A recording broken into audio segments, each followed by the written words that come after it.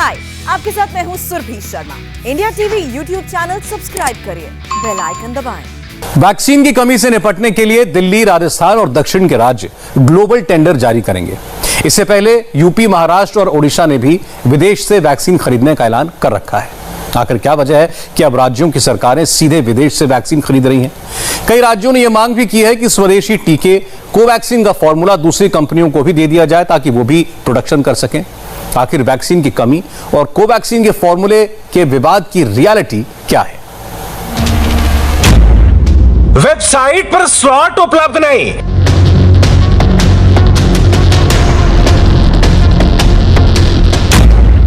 Vaccination centres पर टीके नहीं, राज्यों के पास वैक्सीन नहीं।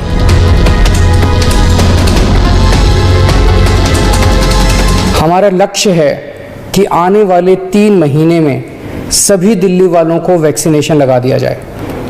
लेकिन एक बड़ी समस्या आ रही है और वो है वैक्सीन की कमी की। दिल्ली में हमारे पास अब केवल कुछ दिन के वैक्सीन बचा है और ये समस्या देशव्यापी है। पूरे देश में इस वक्त वैक्सीन की भारी कमी हो रही है। कुछ राज्य तो ऐसे हैं जहां वैक्सीन न होने के कारण अभी तक वैक्सीनेशन शायद शुरू भी नहीं हो पाया।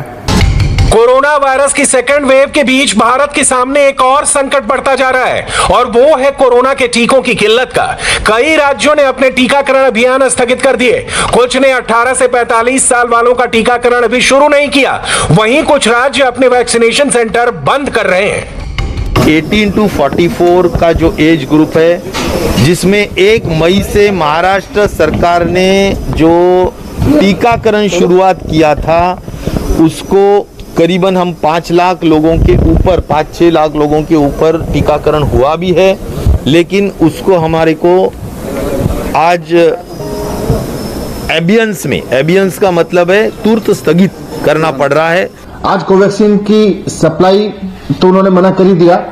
हमारे पास में जितने भी रिजर्व था, जितना भी स्टॉक आया था, वो खत्म हो गया है और हमारे पास इस वक्त कोविशील्ड के जितने सेंटर्स थे वो चल रहे हैं। लेकिन कोवैक्सीन के सेंटर्स हमें बंद करने पड़े हैं। 17 स्कूलों में करीब 100 से ज्यादा सेंटर्स हमको बंद करने पड़े हैं कोवैक्सीन के। जाहिर है, महामारी के प्रकोप के बीच वैक्सीन की किल्लत अब एक राजनीतिक युद्ध में तब्दील हो चुकी है। एक तरफ है केंद्र की नरेंद्र मोदी सरकार और दूसरी तरफ है उन राज्यों की सरकारें जहां गैर बीजेपी सरकारें हैं, जैसे कि दिल्ली, राजस्थान, छत्तीसगढ़, आंध्र प्रदेश, पश्चिम बंगाल, महाराष्ट्र और केरल। सबसे अधिक विवाद है कोवैक्सीन को लेकर। भारत की पहली स्वदेशी कोरोना वैक्सीन को लेकर कम से कम 2 राज्यों के मुख्यमंत्रियों ने सीधे तौर पर मोदी सरकार को निशाने पर लिया है। आंध्र प्रदेश के चीफ मिनिस्टर जगन मोहन रेड्डी ने मंगलवार को प्रधानमंत्री नरेंद्र मोदी को एक चिट्ठी लिखी थी। इसमें जगन मोहन ने पीएम मोदी से अपील की थी कि हम आपसे अपील करते हैं कि आप भारत बायोटेक की कोवैक्सीन बनाने की तकनीक दूसरी कंपनियों को देने को कहें। इसके साथ साथ Indian council of medical research और नेशनल इंस्टीट्यूट ऑफ वायरोलॉजी को इस वायरस के स्ट्रेन को उन कंपनियों को उपलब्ध कराने के लिए कहें जो वैक्सीन बनाने में दिलचस्पी रखते हों या इसमें सक्षम हों। जगन मोहन रेड्डी के साथ दिल्ली के मुख्यमंत्री अरविंद केजरीवाल ने भी प्रधानमंत्री से मांग की कि कोवैक्सीन बनाने का काम अन्य भारतीय कंपनियों को सौंपा जाए। ममता बनर्जी ने भी इसके लिए प्रधानमंत्री को चिट्ठी लिख भेजी। मैं आज एक सुझाव देना चाहता हूं। वैक्सीन बनाने का काम केवल 2 कंपनियां ना करें, कई कंपनियों को वैक्सीन बनाने में लगाया जाए। केंद्र सरकार इन दोनों कंपनियों से वैक्सीन बनाने का फॉर्मूला ले ले और उन सभी कंपनियों को दे दे जो सुरक्षित तरीके से वैक्सीन बना सकती हैं। ऐसे कठिन समय में केंद्र सरकार के पास पावर है कि वो ये कर सकती है। वैक्सीन बनाने का फॉर्मूला सार्वजनिक करके उन कंपनियों को दे सकती है जो वैक्सीन बनाना चाहती हैं और ये सुनिश्चित किया जाए कि भारत में जो भी प्लांट वैक्सीन बनाने में सक्षम है, उन सब में वैक्सीन का उत्पादन होना चाहिए। केजरीवाल के बाद उनके डिप्टी और दिल्ली के उप मुख्यमंत्री मनीष सिसोदिया मैदान में आए। उन्होंने भारत बायोटेक को सीधे निशाने पर लेकर कहा कि वो देश हित के बजाय केंद्र सरकार के इशारे पर काम कर रही है, वैक्सीन पर राजनीति हो रही है, वगैरह वगैरह। कोवैक्सीन ने कल हमें चिट्ठी लिखी है। उन्होंने कहा है कि साफ साफ कह दिया उन्होंने कि हम वैक्सीन नहीं दे सकते हैं। क्योंकि हमारे पास में वैक्सीन उपलब्ध नहीं है। उन्होंने अपनी चिट्ठी में लिखा है कि we are making dispatches as per the directives of concerned government officials, यानी कि हम कंसर्न्ड गवर्नमेंट ऑफिशियल्स के कहने पर डिस्पैचेस कर रहे हैं, राज्यों को वैक्सीन दे रहे हैं। जाहिर सी बात है ये कंसर्न गवर्नमेंट ऑफिसर्स तो सेंट्रल गवर्नमेंट के ऑफिसर्स होंगे। We therefore sincerely regret that we can not make any additional supplies as required by you.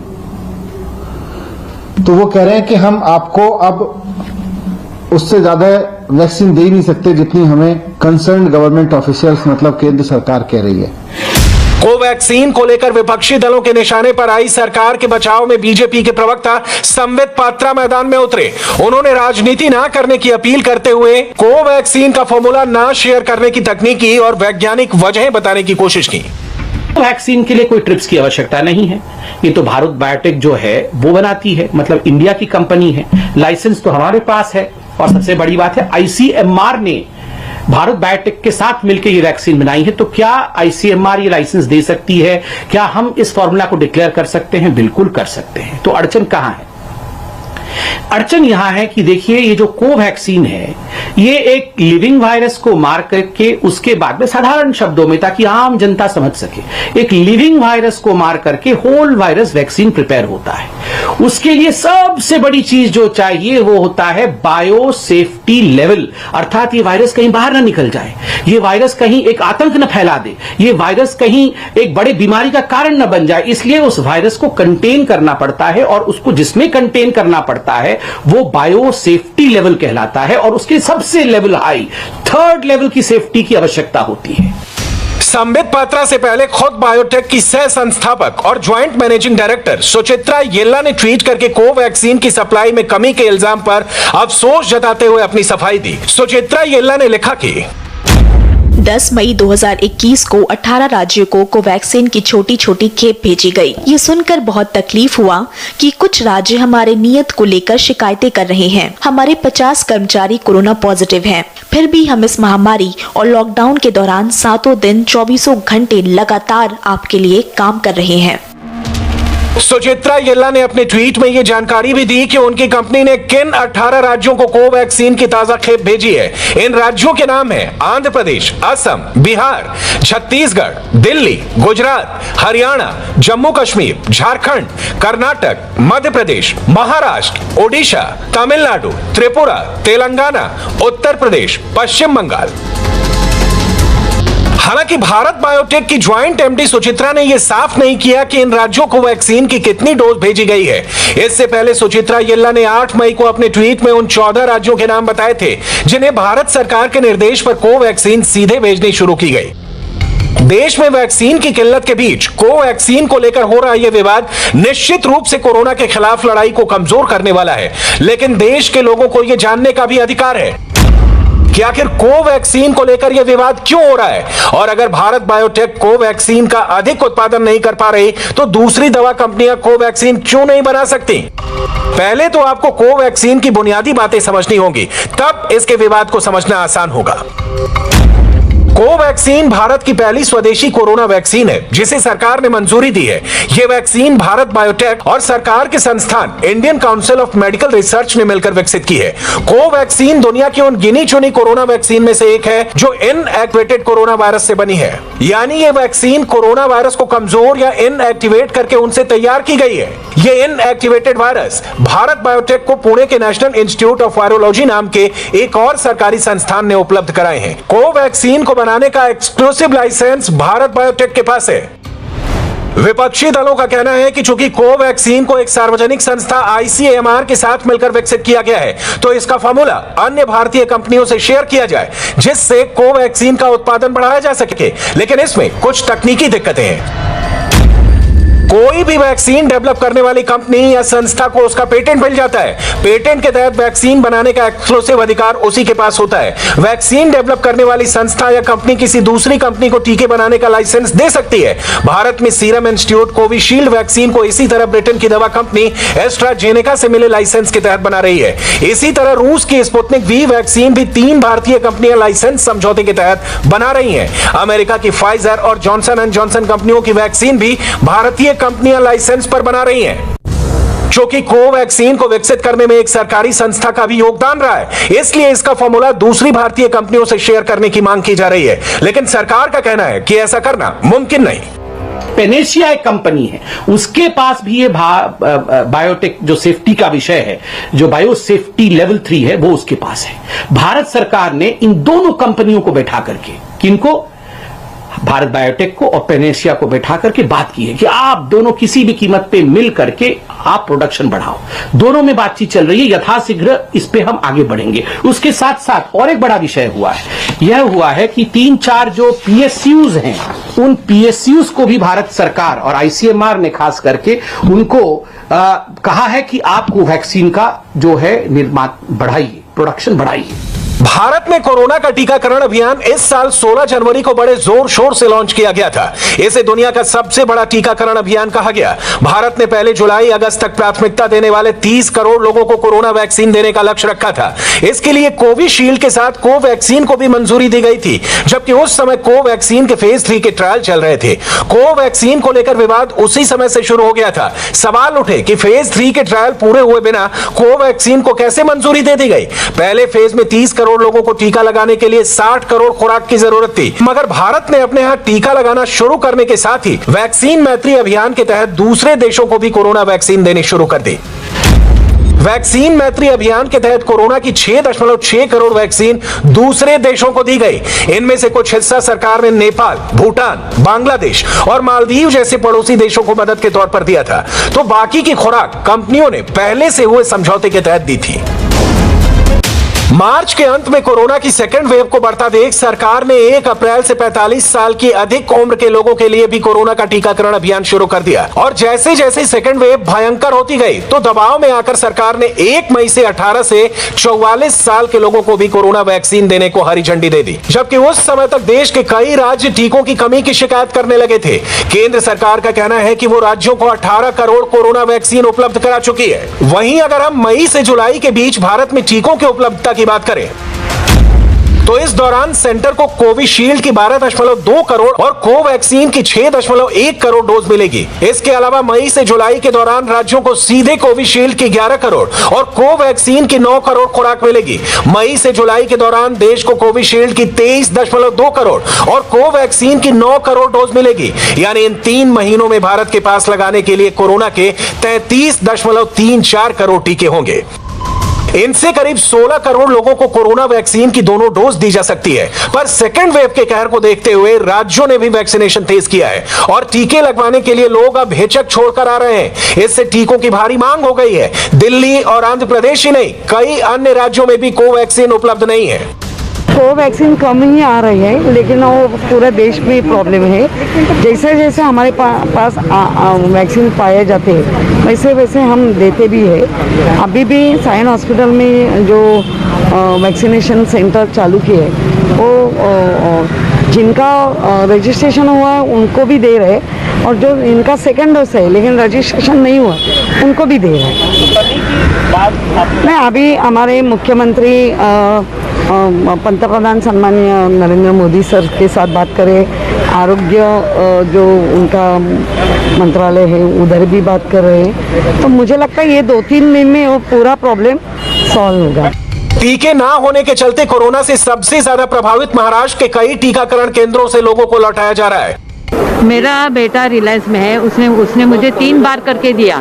मैं 3 बार इधर आके गई। एक दिन वैक्सीन खत्म हो गया था, एक दिन 400 लोग उधर थे, इधर से मैं इतना टाइम खड़ा नहीं रह सकती है। अभी तीसरी बार आई तो उसने बोला रजिस्टर करके ले लो मोबाइल से, तो मेरे बेटे ने ये मुझे करके दिया और उनको बोलो डेट नहीं दिया क्योंकि आपका लस कभी भी खत्म हो जाता है, इसके लिए डेट नहीं दिया। अपॉइंटमेंट तो देते ही नहीं है, कितना भी करते खाली डेट देते, 12/5 का डेट है तुम्हारा, 12/5 का ले लो, लेकिन इधर आते तो पूछते कि अपॉइंटमेंट नहीं है तो के हम लोग नहीं दे सकते। कोवैक्सीन के लिए सेकेंड डोज मेरे हस्बैंड के लिए 30th को उनका ड्यू था, मिलता ही नहीं है। 30 तारीख से लगातार हम लोग कोशिश कर रहे हैं। कल भी आए थे तो टोकन ऑलरेडी खत्म हो गया था, फिर आज आए तो अभी टोकन मिला है।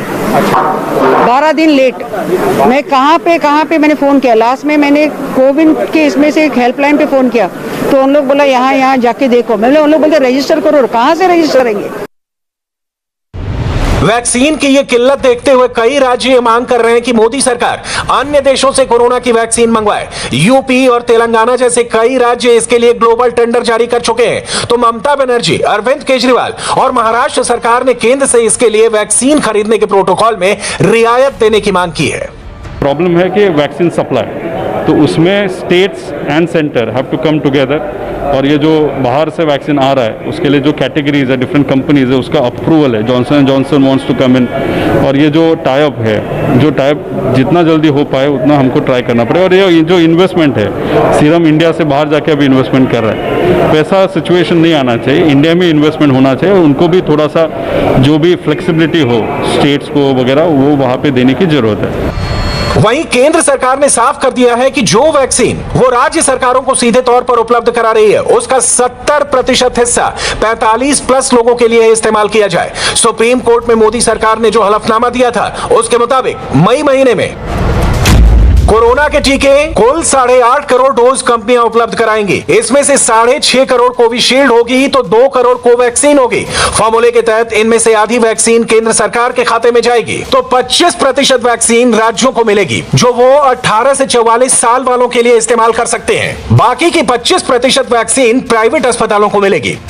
जुलाई महीने से देश में कोरोना के टीकों की उपलब्धता बढ़ने की संभावना है। केंद्र सरकार ने सुप्रीम कोर्ट को दिए हलफनामे में बताया है कि तो 1 मई से वह प्रक्रिया भी प्रारंभ हुई, और फिर उसके लिए सरकार ने जिस प्रकार से सारे तरफ से सुझाव आते थे उसके हिसाब से अपनी पॉलिसी को रिवाइज किया, और सारी प्रोडक्शन का